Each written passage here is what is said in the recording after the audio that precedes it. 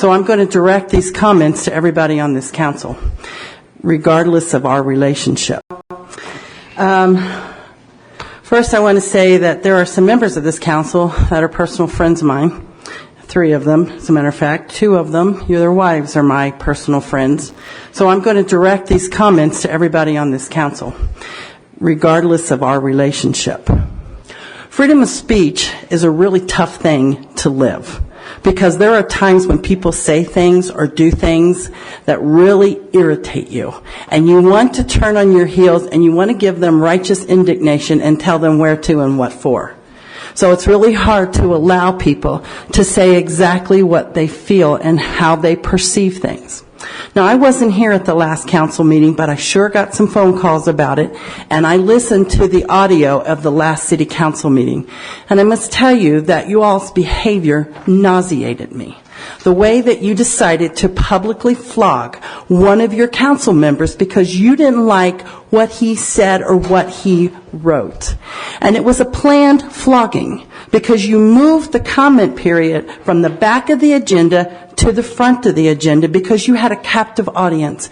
You had the representatives from I think it was the country of Mali in Africa. You had the youth council here. You had a state legislator here.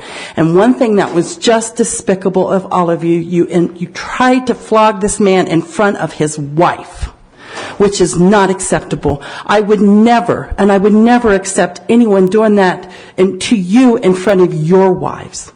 That is not acceptable behavior. And as a resident of South Jordan, I don't appreciate what happened and what occurred. I think it's, you boys have some sort of a spitting contest going on here to see who's the toughest, who's the smartest, who's got the best ideas. And as a citizen, I'm asking you to stop it immediately. Thank goodness Utah doesn't have a recall process. Some of you might be in jeopardy of your job because of your behavior. The public flogging is just not necessary. You attend to your business privately. My mother always taught me we don't hang our dirty laundry out for all the public to see. You got a problem with the member, you handle it privately. Now, for the past year or so, I have watched this council, and I have noticed that for some reason you guys have problems playing in the sandbox with one another. My suggestion is that you get a mediator or a counselor to come in and teach you all how to work together, not to try to embarrass one member or the other in front of everybody. That to me was an embarrassment of those people that were here, especially from Africa, to find out how municipalities work. That's not how it works. That's not how it's supposed to work. So I ask you guys, please, to stop doing this. Start doing the business of the people. And Mr. Mayor, I sat for 7 years, and I am going to direct this directly at you. I sat for 7 years on the Planning Commission. I'm going fast. I'm going fast. And not once did we have a planning commission meeting that the behavior that went on in the city council meeting. And as the chairperson for 2 consecutive years, I would have never allowed one commissioner to flog another commissioner publicly. That is not acceptable. There's a certain decorum and behavior that should be conducted here in this chamber. Y'all can take it outside. You got a business meeting before this. But please stop. Please don't embarrass. It's an embarrassment.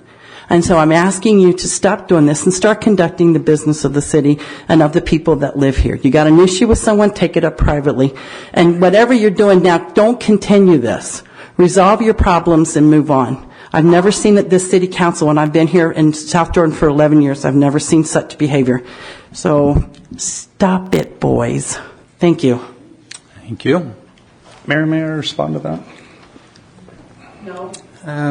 Let's just move on. But I appreciate that. Thank you for your